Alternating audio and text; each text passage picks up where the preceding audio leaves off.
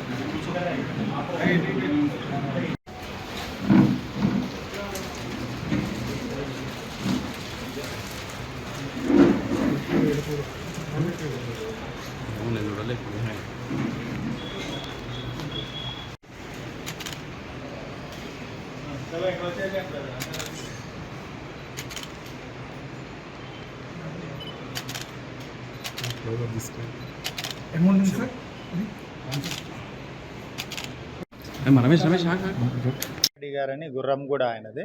So house construction permission గురించి LB Nagar జిహెచ్ఎంసీలో apply చేశారు. సో హౌస్ కన్స్ట్రక్షన్ పర్మిషన్ గురించి ఇక్కడ వీళ్ళని అప్రోచ్ అయితే టౌన్ ప్లానింగ్ సూపర్వైజర్ ఉమా గారు వాళ్ళ అసిస్టెంట్ ఇద్దరు కలిసి 2 lakhs డిమాండ్ చేశారు. నెగోసియేషన్స్ మీద 1.5 lakhs అగ్రిమెంట్ అయింది. సో ఇవాళ 1.5 lakhs తీసుకుంటుండగా ఉమా గారు టౌన్ ప్లానింగ్ సూపర్వైజర్ మరియు లక్ష్మణ్ ఆమె అసిస్టెంట్ ఇద్దరిని రెడ్ హ్యాండెడ్గా పట్టుకోవడం జరిగింది. ఓకే, ఇద్దరు ఎంప్లాయీస్. ఈయన లక్ష్మణ్ అనే అతను అవుట్సోర్సింగ్. ఇంకా సర్చెస్ అన్నీ చేస్తామండి. దాని మీద ఎట్లుంటే ఫర్దర్ ప్రొసీడర్ వెరిఫై చేస్తాం. Okay,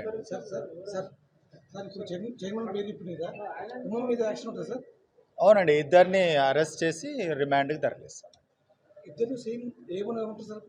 A1 Uma, town planning supervisor Uma గారు. A2 లక్ష్మణ్.